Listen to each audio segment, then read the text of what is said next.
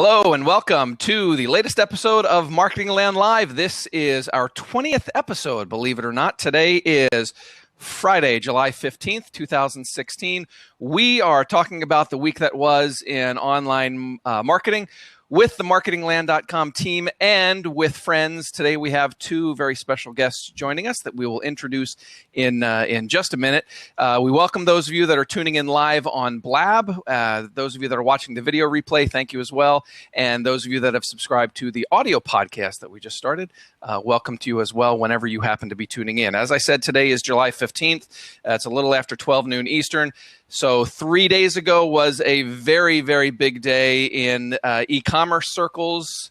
It was Amazon Prime Day, and that is going to be the primary topic of our show today. What happened this week with Amazon Prime Day? You may, if you're watching the video, you probably recognize one of our guests' faces. Jenny Marvin from Marketing Land is here. We have two other special guests, so why don't we get through our introductions.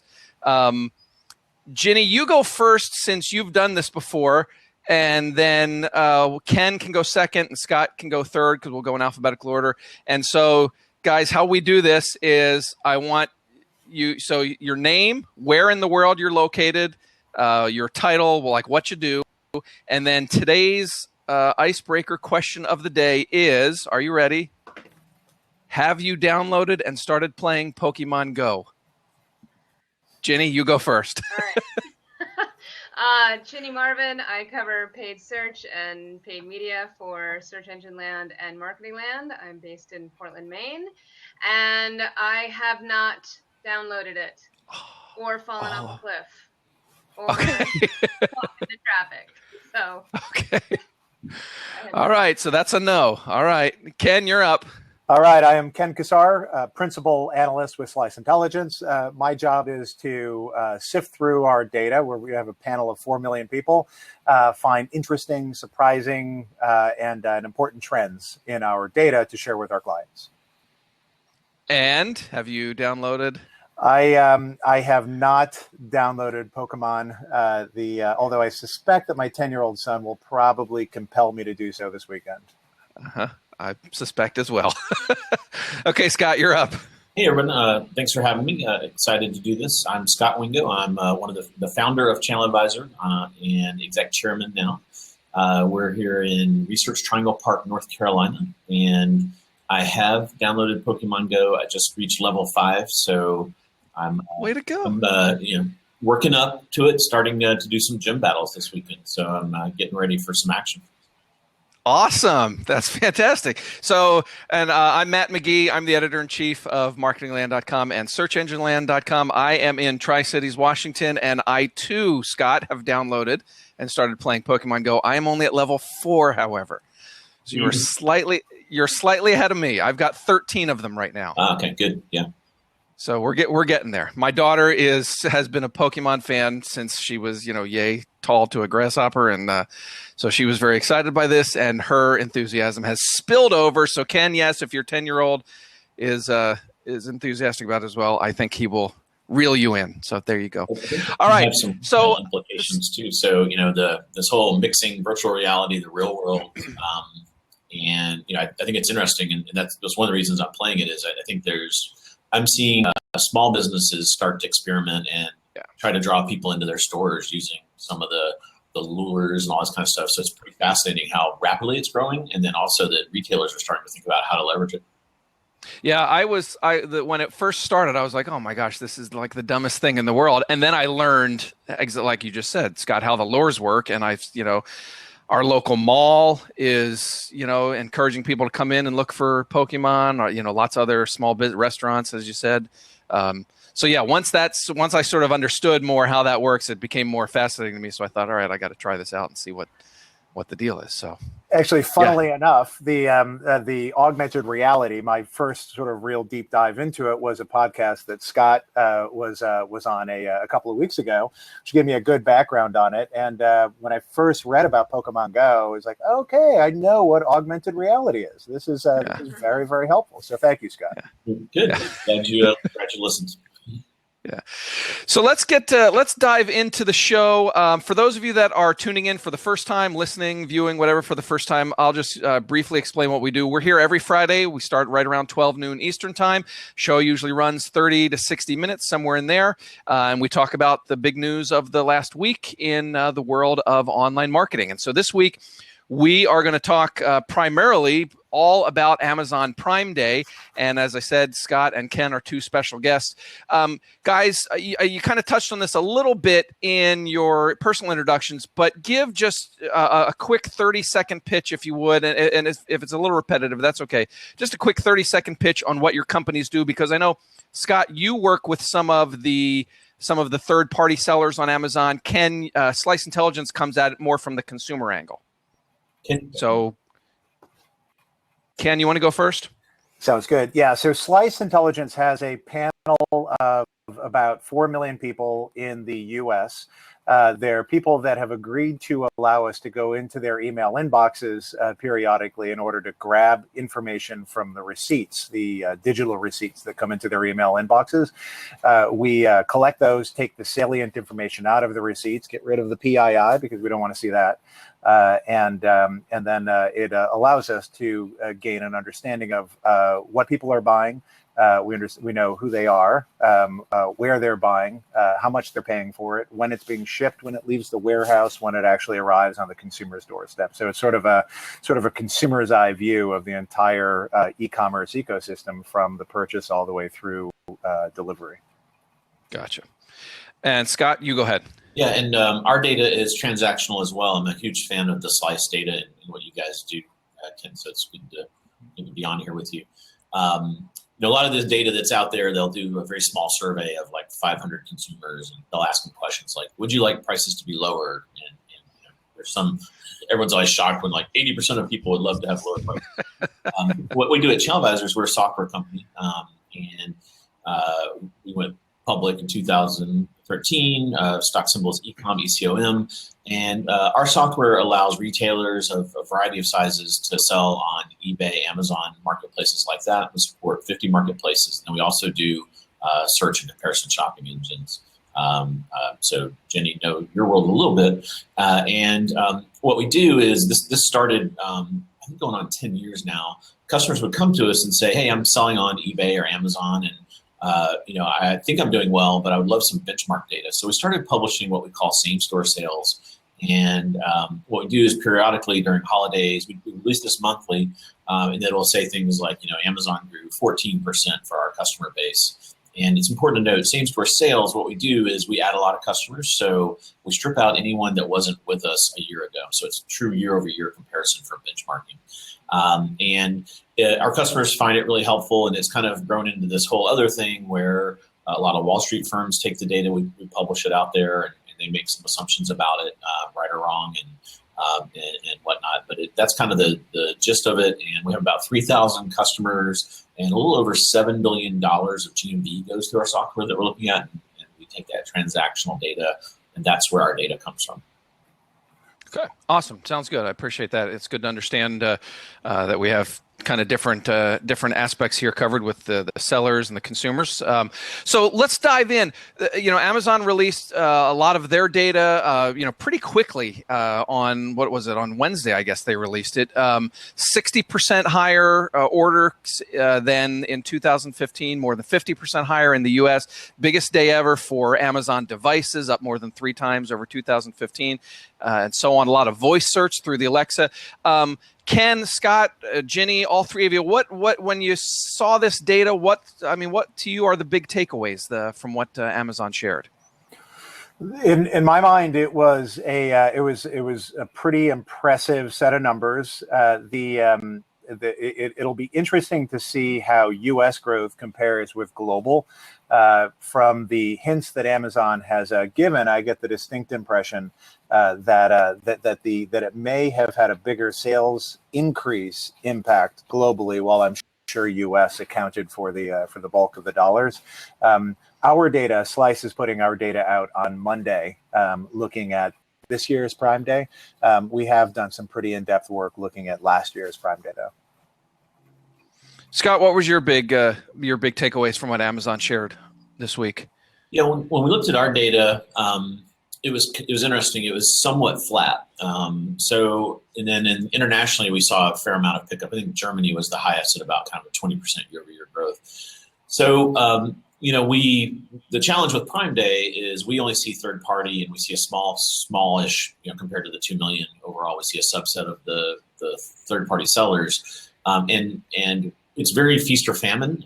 So if you don't get picked to have a deal, then you're not going to see a big bump. And as we dug into it, we saw some changes this year that had less of a spillover effect. So last year, even those customers that did not have Prime Day deals saw a really good spillover effect. And this year, it just seemed to be minimized. It seemed like Amazon built kind of a little bit of set of walls that the Prime deals lived inside of to keep the traffic from kind of splashing outside of there. So that was some interesting things they did this year. I do, when I read the release, I think it was one question I have is they say it was their biggest day ever, but then they say biggest device day, and it's not clear to me if it was both the biggest day ever and the biggest device day. I kind of want to get some clarification on that, but I don't, I'm not a member of the press, so they haven't put in an official inquiry. If it was the biggest day, that's kind of interesting. That would imply it was bigger than last year's Cyber Monday, which you would intuit would be the last biggest day they had. And it just seems tricky that it would be bigger than that day. They would have to have had pretty monster international sales for that to happen because, in Europe, there is no Cyber Monday. So you'd have to kind of have the Europe Prime Day sales would really have to surge to kind of balance that out. So I was just kind of scratching my head on that one, kind of trying to understand if it was the true biggest day ever or was it just devices? Yeah. Yeah, and when we looked at last year's data in the U.S., Prime Day was about 3.5% bigger than Black Friday, and this is first party plus marketplace sales, and was a little bit shy of Cyber Monday. It's funny, when I had read the Amazon release, my takeaway was that they were implying the total sales. But now that I'm starting to parse it, Scott, and we do know how opaque Amazon could be about this stuff. It is, yes. Yeah, it is making me order. You always have to kind of parse every word and. Yeah, that's what I was. I think the official release used the word orders, not sales. So is that like transactions versus dollars, right? Yeah, and they put their ebooks are considered orders. Even free ebooks are in orders, not sales. So it starts to, whenever they start to get really specific, you kind of have to parse through there. My favorite is they're always like, they did the big reveal of Prime data and they said tens of millions. Well, that gives you 10 million all the way up to 99.9 million, I guess, if you round down or truncate. So there's still this big swath of unknown what's going on inside of Amazon, which is always part of the fun. Yeah, and last year's average order size was right around, and I'm looking at my other screen at the data, was just north of $50 per order. Varied a little bit, depending upon the customer segment you were looking at. And just knowing what I know about the stuff that was on sale this year, that was promoted particularly heavily, I'd be surprised if there was a big drop in dollars per order. My bet is that both orders and dollars were sizable and bigger than Cyber Monday. But we'll have a good view by Monday. Our analysts are plugging away on it as we speak. Well, let's talk about that. I shopped. I mean, I've been an Amazon shopper forever. I assume we all have. And I remember last year's Prime Day. There was the hashtag Prime Day fail, and I was interested in participating, but I just didn't find anything last year that caught my eye, whether it be brand, product, price, whatever. This year, I placed 3 different orders during the day. Don't tell my boss. Research. And yeah, exactly. That's exactly what I was doing. I was researching today's show. Yeah, well, just so I can write all that off, right? Yeah. Be able to expense it if you ask me. Yeah. Yeah. Perfect. Was they I mean, was it because you saw the deals throughout the day, Matt, or you were like, oh, I've been wanting to buy this, and so let me check it out? I mean, Yeah, I did. I went back a couple times throughout the day. I mean, I'm on the West Coast, so it was like midnight my time, and I'm a night owl. So I was already awake when it started, so I started checking then, and, checked in the morning, then checked, again in the afternoon, and maybe several more times during the day. But yeah, no, in terms of what I think they did differently this year, I thought there were a lot more brand name products there. And I thought the deals were better, and so that there was, so there was stuff that I actually recognized, stuff that I wanted, and the prices were right. And so I think I ended, like I said, 3 different orders, and the total, I think I spent a total of $250 or so. I don't, so more than whatever that average $50. Ken, is that what you said? $50? $50 per order, and an average of about 2 orders per person. So about an average spend of $100 per person last year. And that was last year. Yeah. Yeah. So, okay. So my impression, what they did differently this year was better selection, more recognizable brand names, and even better prices. Yeah. And, the other thing is that there's a consumer reaction to what had happened last year, right? So last year it was advertised, people reacted, there was reporting on it after. And over the course of time, consumers become habituated to deals, and they start to and consumers are very, very rational. I look at my own behavior, and I'd been thinking about buying an Echo or a second Echo for a while, and about a week ago, I was thinking about pulling the trigger. And I was like, oh, wait a minute, Prime Day is coming up, and I'll bet that it's going to be on sale. And so I waited. And so one thing that inevitably is going to happen over time is that some of the energy of what would have naturally happened in the week before and the week after is going to get sucked into that one day where people take advantage of deals. Right. But when you net all that out, still, it'll be a pretty impressive day. Yeah, I think the Alexa, the voice commerce data, I thought was really interesting. Yeah. Just the fact that we get that data, is notable in and of itself. It does make you wonder what that normally looks like.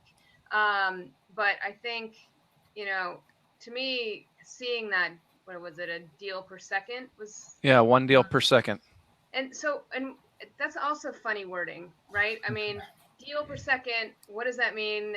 Yeah. I've been on the other side of these, and what you do is, some number, how many deals you did, and you're trying to you can't say that. So to get it through PR, you have to come up with, if we stacked all the Alexas, it would go to the moon. And so, right. You're sitting there dividing by, the height of the Alexa times the distance to the moon. Yeah, but I think, saying deal instead of order. Yeah. So they're just looking at, I guess to me what that reads as, it's not orders, it's just the Prime deals. 60 times 60 times 24 is the number of voice deals they had. And then then they can come up with this fun kind of metric that there was a deal a second. Obviously they weren't evenly distributed 1 second every day. Right. That's kind of how they come up with those metrics. No, I get that. I'm just saying that it's interesting that they said deal, not order. Yeah. Per second. Yeah. But even so, even just seeing voice commerce data is notable. Yeah, and that's an impressive number to me, especially because I'm still nervous about the voice, and I didn't do any voice ordering, and I love my Alexa over there, and she just activated, and now she's waiting for me to say something. But I wasn't comfortable enough to try the voice ordering. Obviously, a lot of people were, and Echo. They said Echo sales were huge too, right? Yeah, you get extra $10. I took advantage of it. I got a drone for it was already half off, and then they took another 10 or 15. So that was good. But then I just found out yesterday it's been delayed by 6 days, which was very un-Amazonish, and it made me wonder: have they kind of, here in the South we have this saying, when a snake eats a pig, it almost feels like maybe Prime Day is kind of like that. If that's a good visual for you, it seems like maybe their infrastructure is struggling with all the orders that came in on Prime Day. My Echo did indeed come the 2 days later as promised. I'm in Connecticut though, so maybe there's maybe they go out of their way to ship more quickly to us. Yeah. I got my 3 packages last night, so shipping wise it was fine. The one thing I noticed on Tuesday though, is normally when I order on Amazon, I get the confirmation email like, a minute later, 2 minutes later. And on Tuesday, for all 3 orders, it was about an hour or 2 later that my confirmation emails came in. So I don't know if that, if that had anything to do with being overwhelmed with the amount of activity, orders, that sort of stuff. Scott, what was your experience with the voice ordering? Was it as easy as you would want it to be? Yeah, it was almost frighteningly too easy. I just kind of said, there was a sequence where you had to say, and hopefully you guys don't have speakers. I'm going to activate your Alexas right now. You had to say, Alexa, what Prime Day deals do you have available? And then she would kind of iterate through them. And then you would say, I'd like the drone.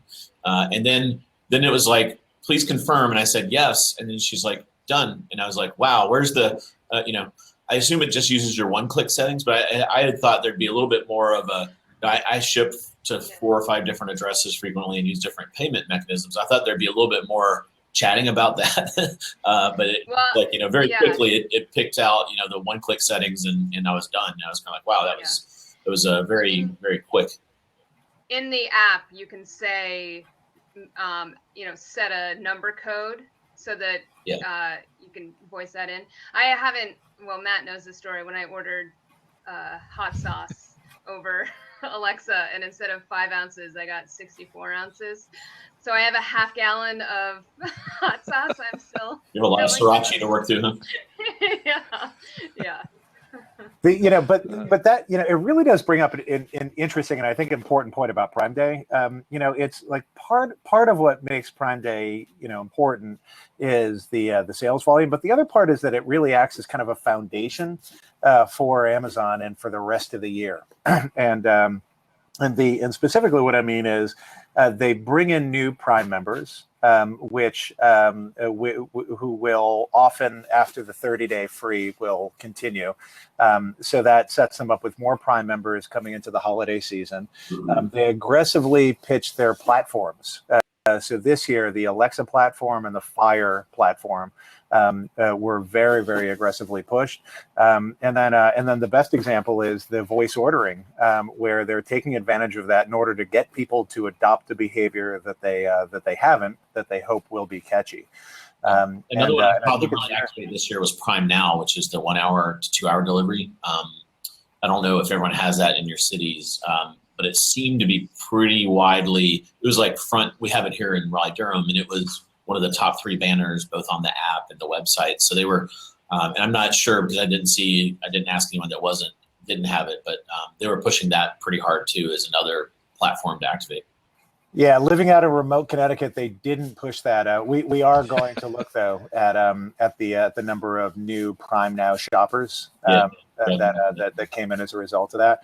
But if you look at last year, so again, Prime Day was a big day, but it led Amazon to a level of growth in the U.S. that exceeded the overall market, despite the fact that they're as big as they are, which is really hard to do.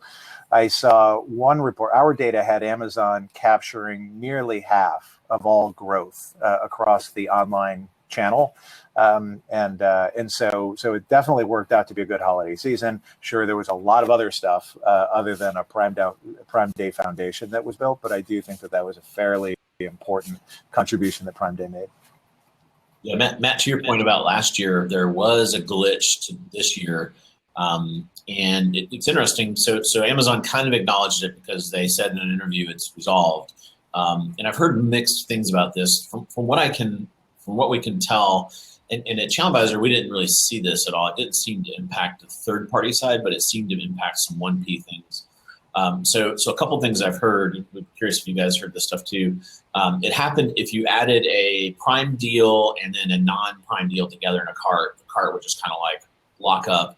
And then if you kind of reset your cart, then it thought you had bought the Prime Day deal. So a lot of people got frustrated because there was that awesome deal. They wanted the Samsung TV. They added an HDMI cable, and then now the cart died. They unloaded the cart, went back and got the Samsung TV, and it said you've already bought this deal. So that's kind of parsing through social media. That feels like what the bug was. That makes sense to me because this year they implemented this new kind of Prime Day override filter kind of nav option. And it feels like that was really new and maybe something that wasn't QA'd entirely. And then since then, recently I've heard from a lot of first-party sellers that were really upset that they're saying the impact was actually pretty large. Those folks that had morning deals, they really didn't come close to kind of what they wanted or had worked out with Amazon that they would sell pretty quickly.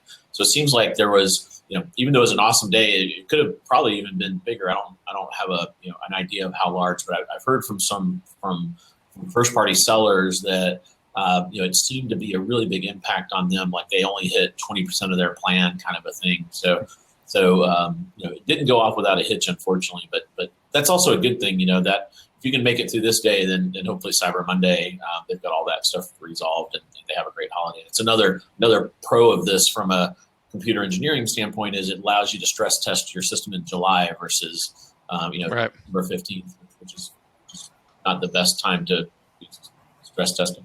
Yeah. Right. There's a question in the comments on Blab from What's the 411 TV for Ken, and says, since we're close to back to school, do you know if a sizable amount of products purchased were back to school items? Ken, will your data get that specific on what people are ordering? Yeah, we will. We will be able to see top items that were purchased, and we may have some category level insights as well. And I suspect that there probably is some of that. One of the things we found last year, though, is that the online back to school season seems to be a little bit delayed relative to the offline back to school season, which is interesting. The offline back to school season seems to hit July, August, and a little bit into September, whereas online it seems to be particularly heavy in September. For whatever reason, people just don't get their minds wrapped around it when they're doing their online shopping until it gets a little bit closer to back to school. So it'll be interesting to see whether back to school needs come into play. Interesting. Okay, awesome. Thank you for answering that.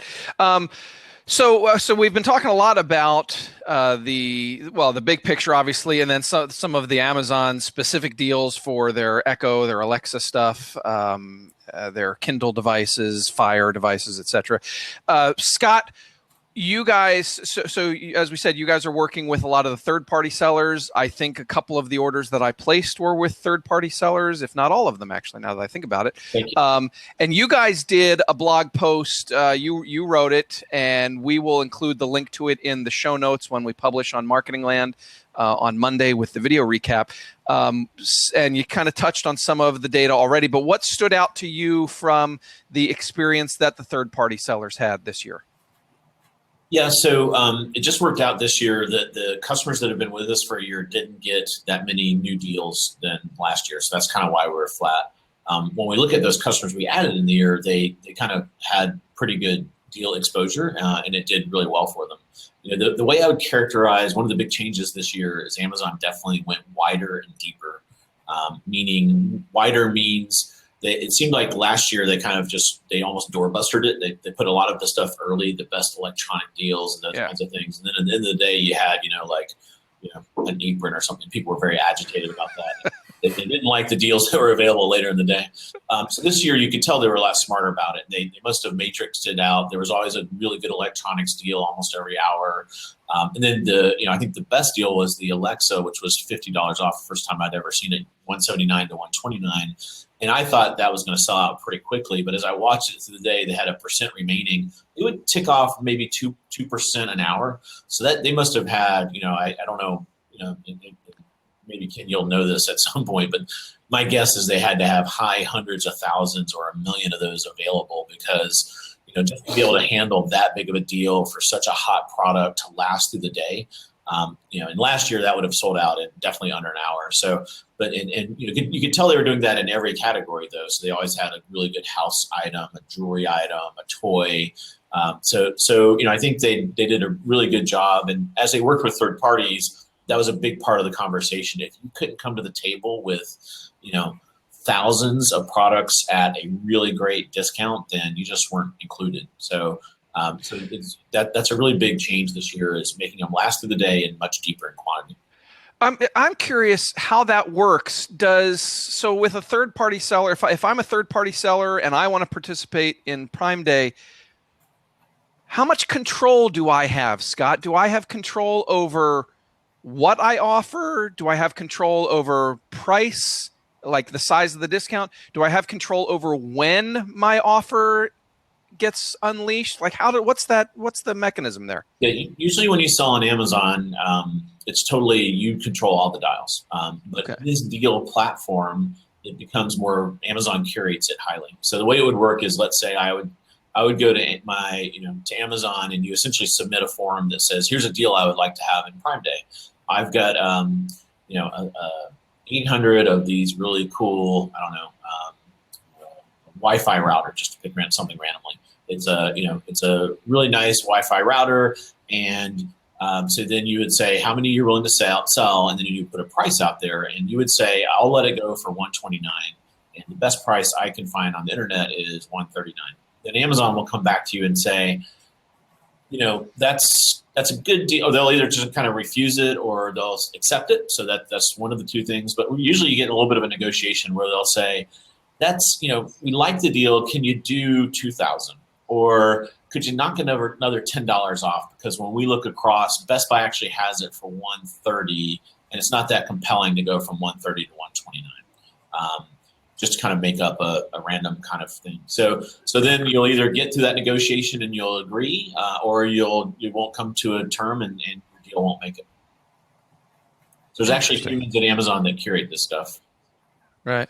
And then in terms of the timing, when it gets released? I've never heard of anyone having a say. I do think that's the third party side. And my understanding, talking to some of the brand manufacturers, is if you're a Samsung and an Under Armour, one of these really big brands, you can ask to be in a slot, and you can kind of, some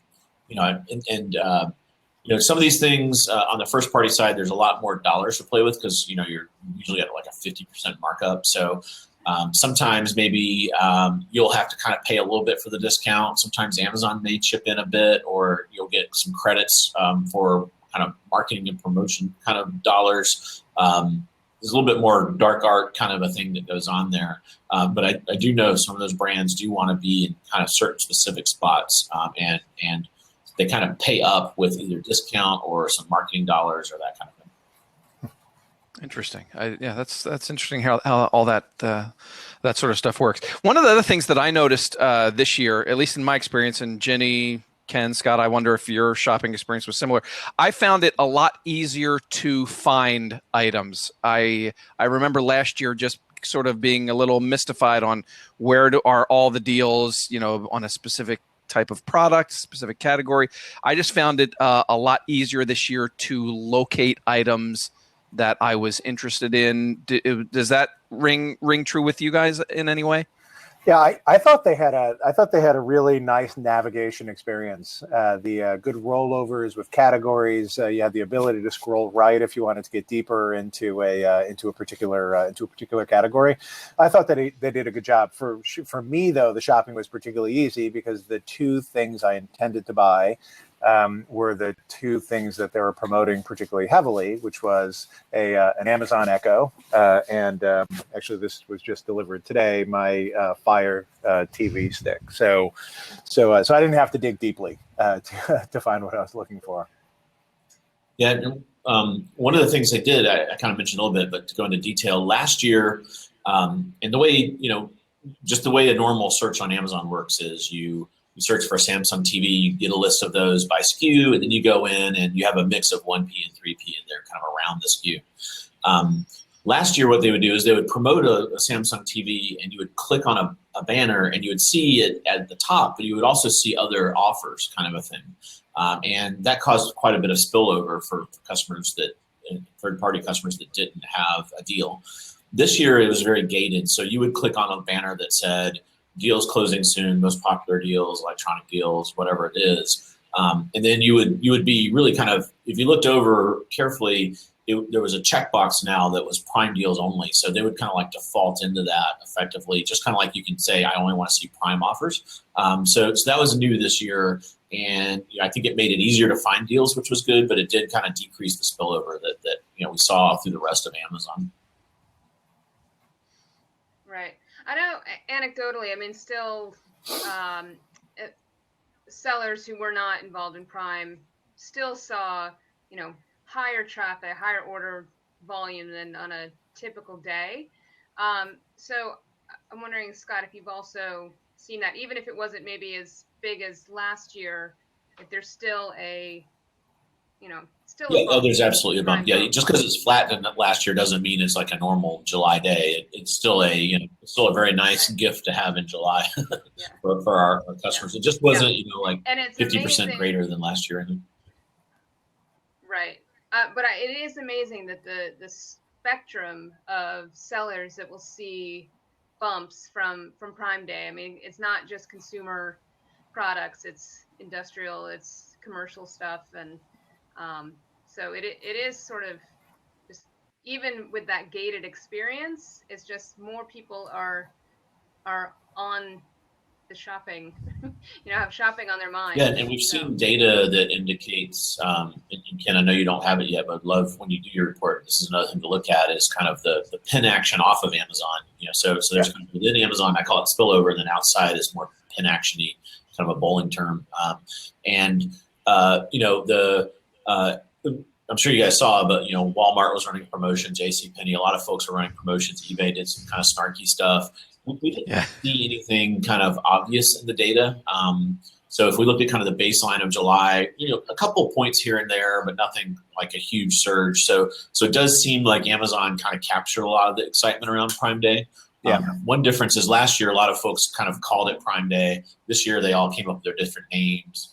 So I just don't know if, but I've seen reports that traffic was up. So I don't know if people were just kind of, my intuition is they saw something on Amazon and they would go price check it at a Best Buy or a Sears or something, and then it would come back. So I think that, the conversion, didn't really happen, but the traffic kind of went over, but then kind of the orders came back to Amazon. Yeah. Last year, I can put a finer point on some of the numbers that we're talking about. So Prime Day was four times the volume of any other day during July last year. So the 4x lift is obviously pretty material, and it'll be interesting to see what that is this year. I would anticipate that it might even be bigger as consumers become trained to wait for deals to come around on things that they might have otherwise bought. We did see a lift at Walmart, so I believe that last year Walmart was one of the few retailers that tried to get ahead of it and tried to scoop Amazon. And Walmart did see a lift. The average Prime Day was quite a bit bigger for Walmart.com last year than the typical July day. But on a share basis, Walmart.com sales volume was about 3% of Amazon sales volume during that day. So they got a bit of a bump, but the impact of that bump was much less significant for Walmart than it was for Amazon. Yeah, and the HookLogic data. So HookLogic runs marketplace ads for companies like Walmart, Sears, not Sears, Target, Macy's, Best Buy, and so they said that this year that the bump wasn't nearly as significant as it was last year. They also pointed out that a lot of those retailers weren't piggybacking on the Prime nomenclature. They were pitching their own sales, but not kind of calling it Prime Day as they had last year. And they said, let's see, the traffic lift. This is overall from all HookLogic customers was 13% traffic lift over a typical day versus last year's Prime Day. They saw a 75% lift, and so that's overall. But that's obviously a significant decline in a Prime Day boost for those sellers. I wonder about that discussion that the other retailers are having. Like how much should we tie ourselves to what Amazon is doing? What are the pros and cons of making a big deal out of Prime Day and trying to piggyback on it, right?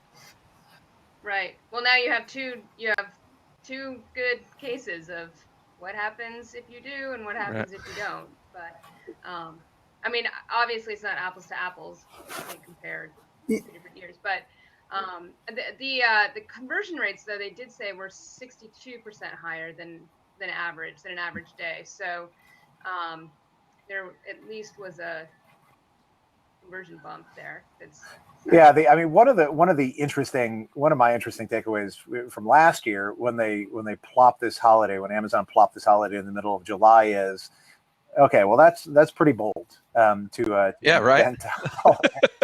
And it worked.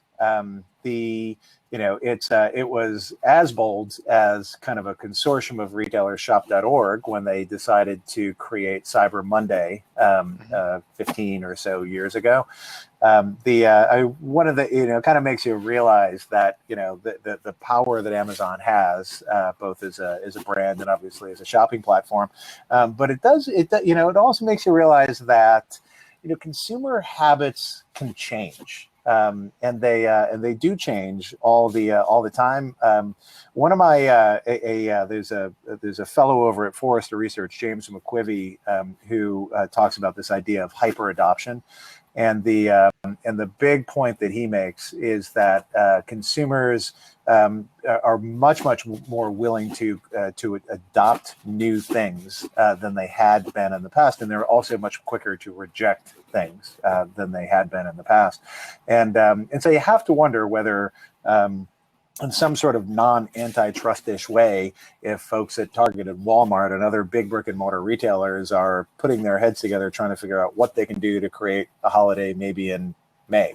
To get people to buy that won't have the name Prime associated with it. They can have some sort of ownership of.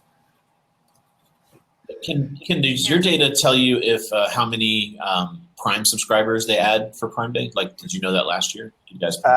We didn't publish that last year. We are hoping to be able to quantify that this year.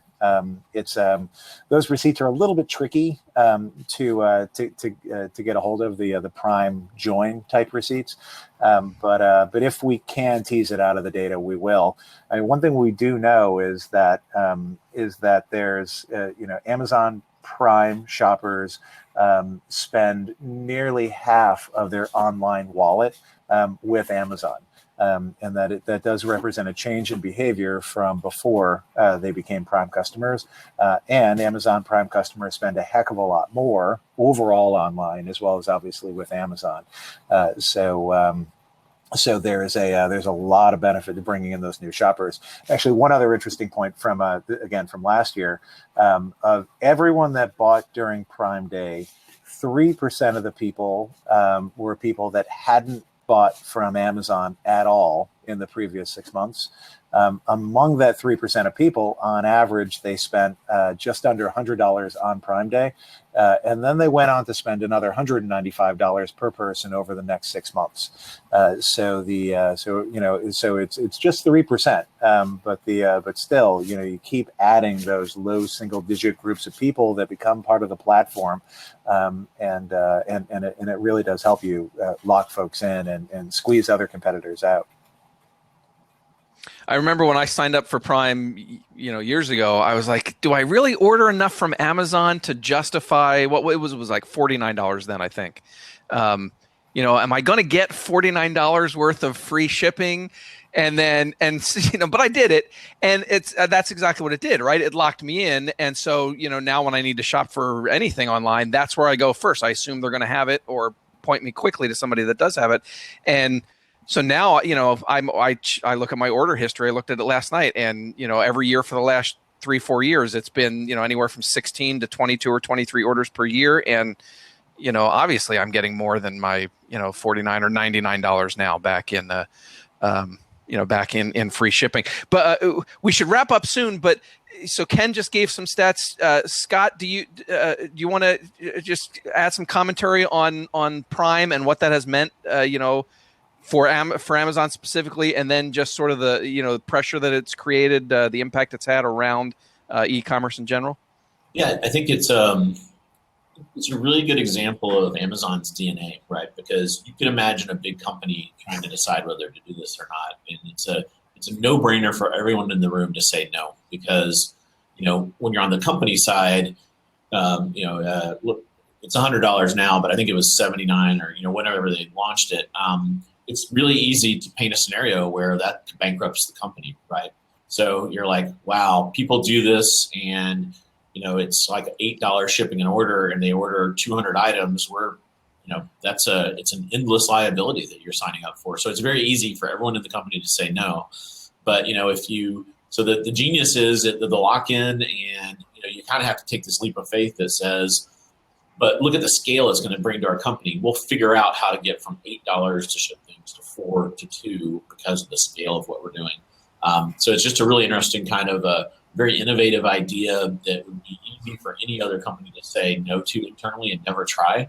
Our estimate is there's about 45 or 50 million Prime members. To Ken's point, they're the best online shoppers, and they're locked into Amazon. And I think it's part of the Amazon has these flywheels. One of them is selection, value, convenience, and then Prime really kind of accelerates that.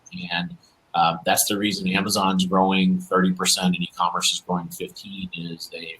And at the scale they're at, it's just created this huge benefit.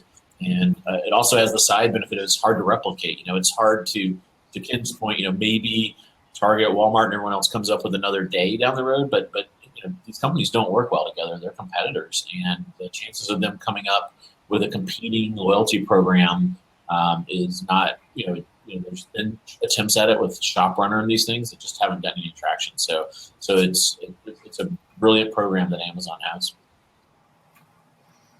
Yeah, I wonder also, with that, the being able to access all the media now, and so it's more than just free shipping, and also in a whole other way of setting itself apart from any other retailer, obviously, but also then,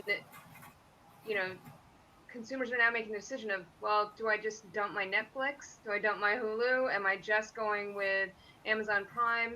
And then I get all my media, I get my shipping, and I wonder how much Prime membership is now driven by media, rather than just strictly thinking about free shipping.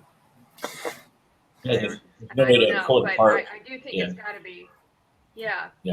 I do kind of get the feeling that there's probably some churn rate. So if people are just doing shipping, there's a churn rate, right?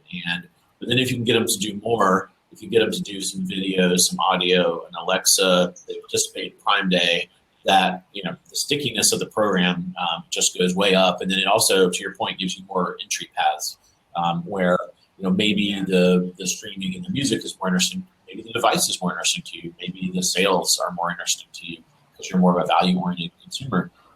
So all those things enhance the program. They're probably very hard to pick apart unless you're at Amazon and they have all the data. Yeah, just think about the lock-in. Like if you had to choose between ending your relationship with Amazon or your cable provider, those are probably the two most locked-in relationships you have that are voluntary, at will. I can get out of them anytime I want type of relationships. And I have to tell you, I think I guess I have to have internet access in order to get Amazon. But I think Comcast might come up on the short end of that one. Yeah, that's true. Okay, we're coming right on the 10 o'clock hour, guys. So why don't we'll wrap things up.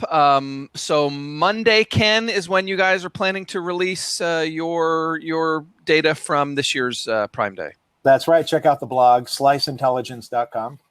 Okay, that sounds good, and we'll be looking for that as well for news coverage. Ken, thank you for being here. I appreciate it. We would love to have you back sometime. So we're going to add you and Scott to the top of our e-commerce guest list. We appreciate it. Scott, thank you as well for joining in, and we hope we can get you both back in sometimes. Does that sound good? Sounds great. Yeah, thanks for having me. Awesome. Enjoyed it. Awesome. Jenny, thank you for being here. Before we wrap up, let's do our where can people find you? Jenny, where can people, if anyone that's watching or listening wants to follow up and chat with you real quick, where can they track you down? On Twitter at Ginny Martin. Okay. Ken, where can they get you? Ken@slice.com. It's old-fashioned, but it works. Email works for everybody. Go ahead, Scott. I get a lot of emails, so I'm not going to give out my email, but it's Twitter, Scott Wingo, SCOT, just one T. And also do a podcast called The Jason and Scott Show. We'd love everyone to try to check that out. it's kind of deep e-commerce topics. It sounds like Ken's a listener, so It's my favorite. Awesome. And is that on iTunes? it is. Yep. Oh, fantastic. Very cool. Jason Goldberger, he's a SVP of digital at Razorfish, so he's all about platforms and payments. And I'm kind of more of a marketplace guy. Excellent. Oh, that sounds cool. It's good to learn about that, and I hope you can get some additional listeners that way. If anybody wants to track me down, Twitter's the best place. It's at Matt McGee on Twitter. Again, Ginny, Ken, Scott, thanks so much for being here. Thank you to all who tuned in live on Blab. Thanks to all who are watching the replay or listening on the podcast. We will be back next Friday with another edition of Marketing Land Live, and we hope to see you then. Thanks for tuning in. See ya. Okay, thanks. Bye.